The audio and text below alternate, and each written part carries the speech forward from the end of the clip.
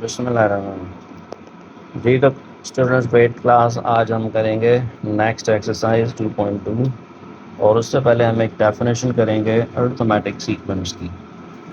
यहाँ page number 84 पे हमें ये दी हुई है sequence of a number such that the difference D between two consecutive term is a constant. तो ये ऐसा सीक्वेंस होता है जिसमें दो टर्म्स के दरमियान जो डिफरेंस है वो कांस्टेंट हो, यानी एक ही डिफरेंस हो। नीचे ये फार्मूला बताया हुआ है A1 comma A1 plus D, यानी पहली टर्म में डी ऐड हुआ है, फिर दूसरी में तीसरी में भी 2D ऐड हुआ है, तो यानी डी जो है ना हर टर्म के अंदर ऐड होगा, तो ये एक अरिथमेटिक सीक्वेंस बनेगी। अब हम एक्सरसाइज पे आते हैं। तो एक्सरसाइज में पहला क्वेश्चन है कि state whether the sequences are arithmetic or not. If sequence is arithmetic then find the common difference. कि हमें ये मालूम करना है कि ये जो क्वेश्चन हमें दिए हुए हैं क्या ये सीक्वेंसेस अरिथमेटिक हैं, अगर हैं तो इनका कॉमन डिफरेंस क्या है। तो आइए चलते हैं इनके सॉल्यूशन की तरफ। अब ये एक्सरसाइज पहला क्वेश्चन है और पहली सीक्वेंस दी है हमें 7, 10, 13, 16। अभी जब हम इस पर गौर करें तो 7, 10, 13 हमें 3 का जो है ना डिफरेंस दिख रहा है हर एक टर्म के अंदर, फर्स्ट में, सेकंड से थर्ड और थर्ड से फोर्थ एंड सो ऑन। तो डिफरेंस सेम है, लिहाजा हम कहेंगे it is an arithmetic sequence. अब जब इनका हमें कॉमन डिफरेंस निकालना है तो वो निकालने का ये तरीका है कि डी इज़ इक्वल टू, यानी सेकंड टर्म में से फर्स्ट टर्म को माइनस करेंगे। तो second term minus first term 10 minus 7 is equal to 3। तो कॉमन डिफरेंस इसका आ गया 3। अब इसके हर टर्म का डिफरेंस 3 ही आएगा। इसी तरह से इसका सेकंड पार्ट है वो है 3 minus 2 minus 7 minus 12 and so on. ये एक सीक्वेंस बताई है। अभी हमें देखना है कि इनमें क्या ये अरिथमेटिक सीक्वेंस है और इनका डिफरेंस क्या अगर है तो ये एक नंबर लाइन लगा कर मैंने समझाने की कोशिश की है। आप देख सकते हैं 0 से राइट साइड पे नंबर्स बढ़ रहे हैं और लेफ़्ट साइड पे नंबर्स कम हो रहे हैं, नेगेटिव वाले हैं। तो जो नंबर 3 है, 3 से दूसरी टर्म जो है इसकी -2 आ रही है, दूसरी टर्म -2 है।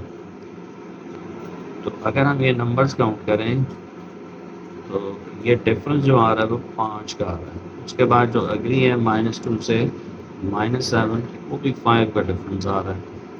फिर -7 से -12 का भी 5 का ही डिफरेंस है। तो लिहाजा हम कह सकते हैं कि ये एक अरिथमेटिक सीक्वेंस है। लिहाजा इसका डिफरेंस जब हम फाइंड करेंगे तो d इज इक्वल टू -2 -3। ये माइनस फार्मूला का है, इन डिफरेंस आप करें तो ये माइनस जो है 3 से मल्टीप्लाई होगा तो माइनस हो जाएगा। तो -2 -3 को हम जब ऐड करेंगे -5 आएगा। तो ये इसका कॉमन डिफरेंस आ जाएगा। इसके बाद हम इसके नेक्स्ट क्वेश्चन पे चलते हैं, वो है 1, 4, 9, 15। तो यहाँ अगर हम इसको देखें तो 1 और 4 में हमें 3 का डिफरेंस दिख रहा है। अगले दो टर्म्स के अंदर हमें 5 का डिफरेंस दिख रहा है, उससे अगली में 6 का दिख रहा है। यानी हम ये देख सकते हैं कि इसका जो डिफरेंस है वो कॉमन नहीं है, मुख्तलिफ है। लिहाजा हम कह सकते हैं it is not an arithmetic sequence. ये कोई अरिथमेटिक सीक्वेंस नहीं है। जब नहीं है तो फिर अगला काम करने की ज़रूरत नहीं है। नेक्स्ट पार्ट 4 है, उसमें ये दिया हुआ है 5, 5, 5, 5 एंड सो ऑन। तो यहाँ अगर हम देखें तो हर नंबर सेम है और डिफरेंस 0 है, यानी 0 का डिफरेंस है, सेम डिफरेंस है। तो हम कह सकते हैं it is an arithmetic sequence. Difference अगर हम इसका फाइंड करेंगे तो 5 माइनस 5 यानी 0 डिफरेंस आएगा। जी तो अब करते हैं इसका सेकंड क्वेश्चन। सेकंड क्वेश्चन ये है कि the nth term of the arithmetic sequence are given, find the arithmetic sequence in each। अब ये टर्म्स दी हुई हैं nth टर्म्स, तो अब हमने सीक्वेंस फाइंड आउट करना है इसका। तो चलते हैं सोल्यूशन पे।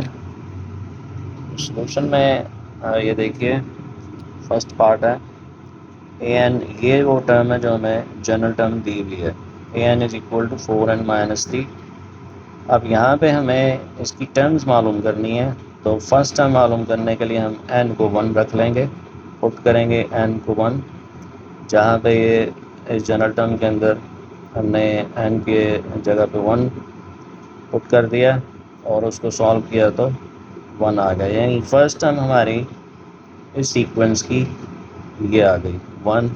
सेकेंड टर्म मालूम करने के लिए हमें n को पुट करना पड़ेगा, तो यहाँ पे हमने इस जनरल टर्म के अंदर n2 रखा है और उसको सॉल्व किया है, 4 2 8 -3 और वो 5 आ गया, यानी फर्स्ट टर्म हमारे पास आ गई 1, सेकेंड टर्म आ गई 5। इसी तरह थर्ड टर्म मालूम करने के लिए हमें n को 3 रखना पड़ेगा, तो 4 × 3 12 - 3 = 9। तो इस तरह से 3 टर्म्स हमने उस सीक्वेंस की मालूम कर ली हैं, जो हमारी सीक्वेंस में बने गई 1 5 9 एंड सो ऑन। इसी तरह इसका सेकंड पार्ट देखिए, उसमें जो जनरल टर्म है वो है A N is equal to 2n - 5। यहाँ पे भी हम फर्स्ट टर्म मालूम करने के लिए n पुट करेंगे, इस तरह से इसको सॉल्व करके हमारे पास फर्स्ट टर्म आ जाएगी -3, ठीक है।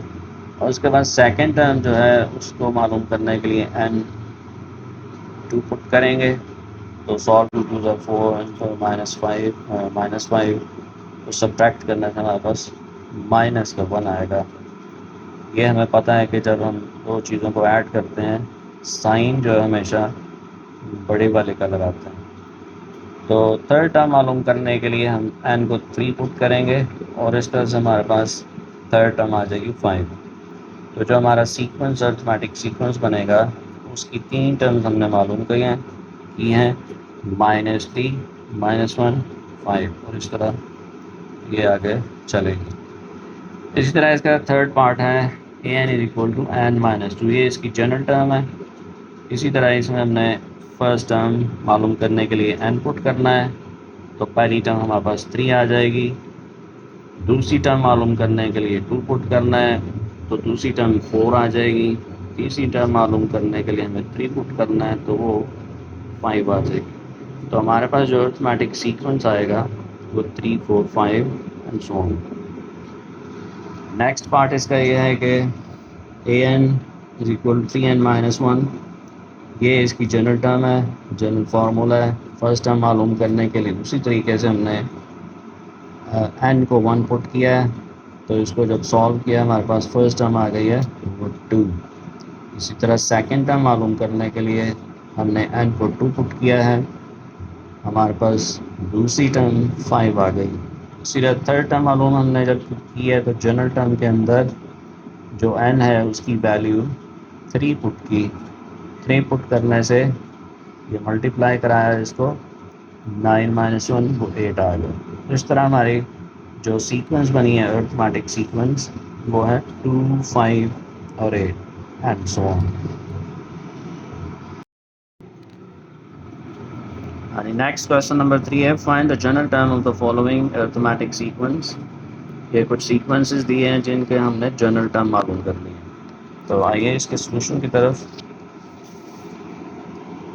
सॉल्यूशन है, पहली जो टर्म है वो है 6 13 20 27। इसके लिए हमारे पास ये फार्मूला है जो हमारी बुक में भी मौजूद है, A N is equal to a1 plus n-1 into D है। यहाँ जब ये a1 से मुराद है फर्स्ट टर्म और d से मुराद डिफरेंस है। a1 यहाँ पे 6 है, डिफरेंस हम मालूम करेंगे जैसे हम कॉमन डिफरेंस मालूम करते थे, यानी सेकंड टर्म में से फर्स्ट को माइनस करेंगे और 7 आ जाएगा। अब ये दोनों जो वैल्यूज़ हैं इस फार्मूला में पुट कर देंगे, A N is equal to a1 plus n-1 into D. a1 6 आया हुआ है प्लस n-1 और d जो है डिफरेंस वो 7। अब अब ये 7 जो है इससे मल्टीप्लाई हो रहा है ब्रैकेट से, तो ये 7n माइनस 7 आ जाएगा। तो अब जब इसमें से सब्ट्रैक्ट कराएंगे 7n तो इधर आ गया, इसमें से -7 में से 6 गए तो -1 आ गया। तो ये हमारा जनरल टर्म का फार्मूला आ गया। नेक्स्ट इसका पार्ट है सेकंड, 5 7 9 11।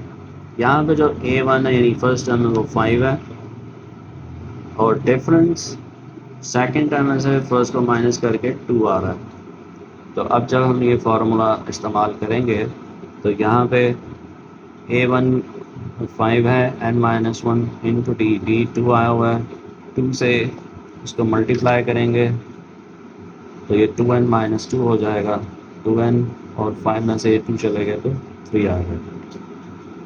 अब ये इसका आ गया जनरल टर्म फार्मूला। नेक्स्ट ये पार्ट है 4 9 14 19 एंड सो ऑन। इसकी जो फर्स्ट टर्म है वो है 4, डिफरेंस आ रहा है 9 माइनस 4 यानी 5। इस फार्मूला में पुट करने से हमारे पास ये चीज़ आ रही है 5n-1, ये इसका जनरल फार्मूला है। नेक्स्ट क्वेश्चन 2 12 और 22 है। इसमें फर्स्ट टर्म a1 जो है वो 2 है और डिफरेंस 12 माइनस 2 यानी 10 है। तो an is equal to a1 plus n-1 into d. ये फार्मूला है, इसमें इन चीज़ों को पुट करेंगे वैल्यूज़ को, a1 2 और d 10। अब ये जब 10 इससे मल्टीप्लाई हो रहा है तो 10n-10 हो जाएगा।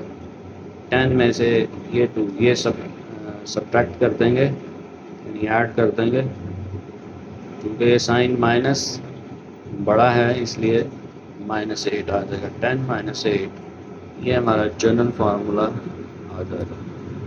तो ये हुआ क्वेश्चन नंबर 3।